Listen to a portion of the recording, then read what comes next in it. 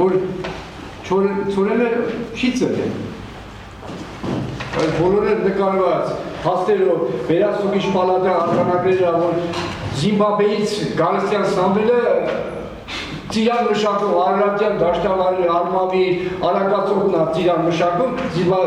կես միլիոն դոլար փող է տալիս, որ բանան են աճեցնում Զիմբաբվեում, ծիրան չկա։ Հիմա փաստորեն պահանջը, որ նորից հաշվարկվի 400-ով, 200-ով, թե ընդհանրապես չհաշվարկվի։ Ընդհանուր պահանջը մենք ստեղ չենք եկել կամ դիմության ջրաղացին ջուր լցելու, մենք ստեղ եկել ենք, որ 98 հոգի շահառուների անունից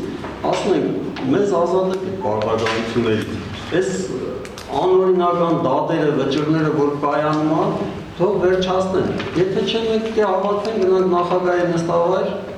ակցիա կազմենք, մեզ ազատեն այս հայախճան, մեր վնասները չենք ուզում։ Մենակ թող ազատեն, դրդ ազատեն, եթե մեր մեղքի բացակայությունը կա, իրանք ընդունում են, որ մենք մեղավոր չենք։